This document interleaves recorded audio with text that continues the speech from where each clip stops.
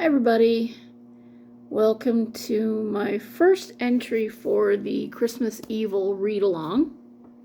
So the first entries that I chose were the first one was occult, anything to do with like black magic or something like that. The second one was a Krampus, so it was like a creature read. And then I also was gonna participate in the Cthulhu Chrismas, so I did a little bit of reading for that. So the first book that I read this week, this one's ridiculous. Whale Shark by Mark Dinnion. Yes, and it is just as ridiculous as it sounds. So the premise is it's about this marine biologist by the name of Stephen Bench Hawthorne, and we do later on find out where he got the nickname. So he used to be a trainer at a like SeaWorld Marineland type,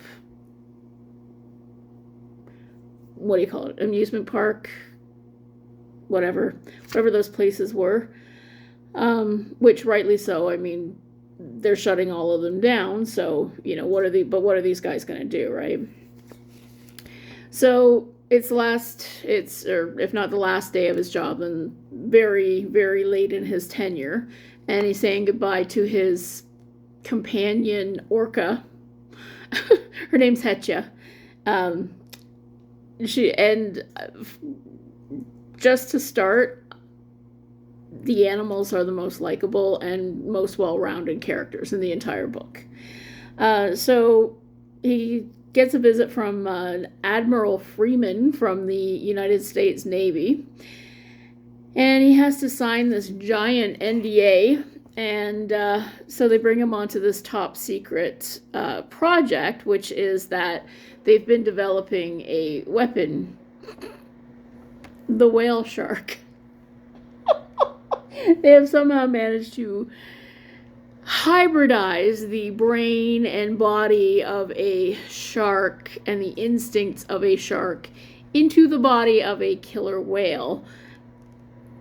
But it's got gills and propels itself like a shark. But it's got the echolocation sonar of a whale. Okay. Yes, it is just as ridiculous as it sounds. And the Admiral's niece is another one of the characters. She's a researcher on this island that they're working on. And she's got these 3 dolphins named Bubbles, Blossom, and Buttercup, who are apparently some of the named for the Powerpuff Girls. I don't know. And so this thing starts killing, because this thing is absolutely massive. It has to be trained by associating food with people, right? So this is how Dr. Hawthorne kind of builds trust, right? But it decides it likes the taste of people better, and it actually grows exponentially every time you feed it, apparently. So this thing just keeps getting bigger, and the more people it eats, the more intelligent and vicious it becomes. So there, after it kills a couple people, the Navy decides, hey, it's time to shut it down. We can't do this anymore. But the Dr. Mathis, who developed the project, goes, oh, no, I'm not giving up on my project like that. So he decides to go rogue and set this thing free. So, I mean, it does have a whole sort of, any of these creatures really do, they do the Jurassic Park cautionary thing, where it's like, just because we can doesn't mean we should. And what happened, and especially when you've got something this big and this nasty, you cannot control it and you cannot contain it. So what the hell?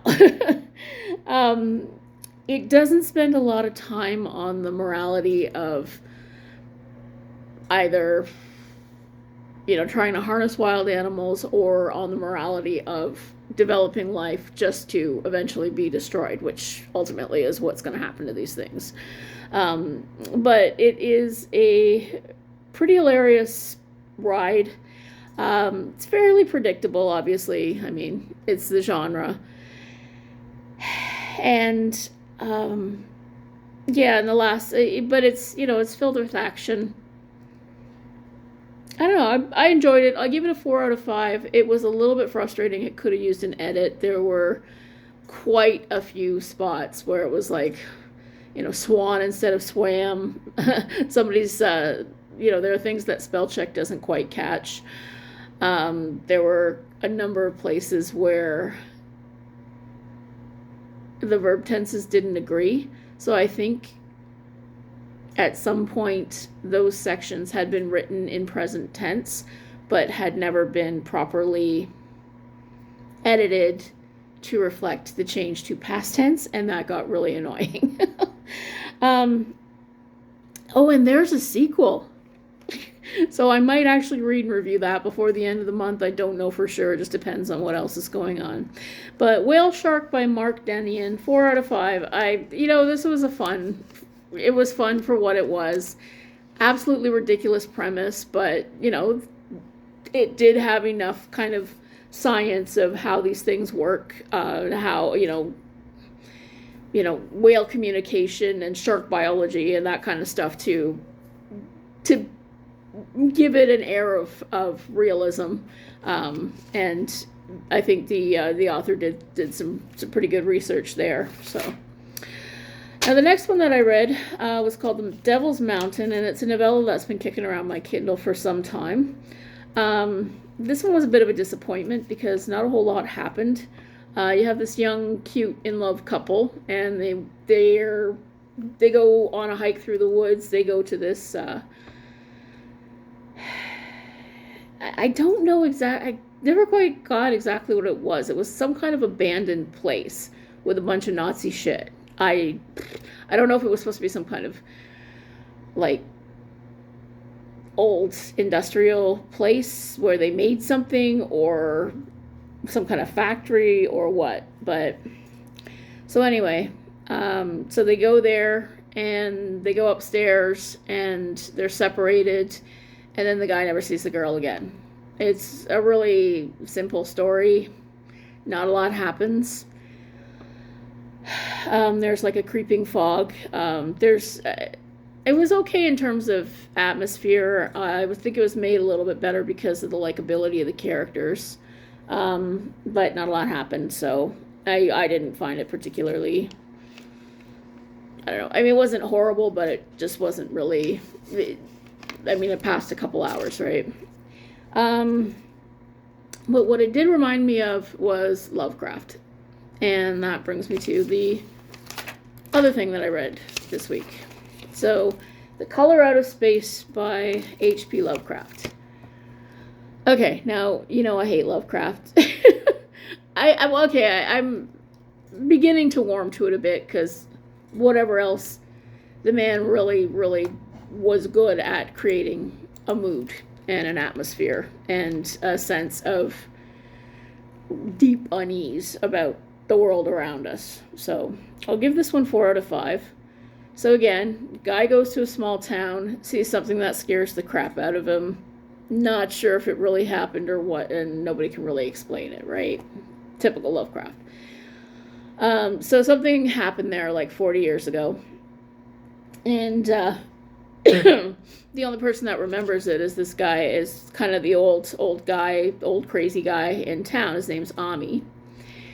And what happened 40 years ago in 1882 was some kind of meteor hit a local farm. And when they went and they took bits of it, they couldn't figure out what it was. It seems to be some kind of like radioactive, it's metal, but it kind of has more of the appearance of cheese, right? They can't figure out what it is. Eventually it just disintegrates completely because it's not of this world, right? It can't stick around. So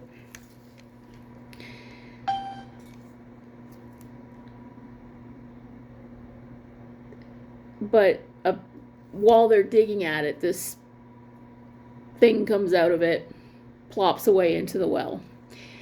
And the well's never right again. And so crops die. All the vegetation starts to get really strange.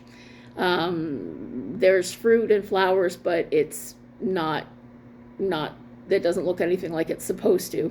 And I was reminded of that episode of Gilligan's Island where they think they found these magical seeds, but they end up being radioactive, and they've got like all this weird fruit growing from them, fruit and like carrots that go all the way around and stuff. Anyway, I was reading along with the audiobook, and I'm like, wasn't this an episode of Gilligan's Island? But anyway, so the family that owns the farm, they all start getting sick, lethargic. Eventually they all go mad. And then the kids, and then the wife, and then finally the owner of the farm, a guy named Nahum, he dies. They all die. And they don't just die, they kind of disintegrate. So it's pretty gross. And Ami is the only one, he's around while all this is happening. So he's kind of the only one left to tell the tale. Goes and gets some people. They come back and they start to try and figure out what's going on here. And they go down and they test the well, but I mean, it's not drinkable. Nobody's ever going to touch it again. And then this like weird light comes out of it, and it's all the colors out of space, and that's what, where the title comes from. And then the aftermath is everybody's dead. Nothing ever grows there again. It's 5 acres of ash. So again, I mean, it's Lovecraft. It's kind of told in these like whispers behind the hand, kind of, you never get the sense of what's going on, but it's really unsettling, and it's really something really horrible is out there, but we can never understand it with our tiny minds, right? And another reason that I get irritated by Lovecraft is it's never the person that the story happened to kind of telling the story. It's always talking about the person, talking to the person. It's always 2 or 3 steps removed from what's actually happening, and I've always found that just irritating. So, and then again, this one wasn't too bad as far as the racism until the very end, when they're like, well, everybody's sensible left except the foreigners. And I was like, yep, there it is. So, fuck you, Lovecraft. All right, so that's and the reason I chose The Color Out of Space was just that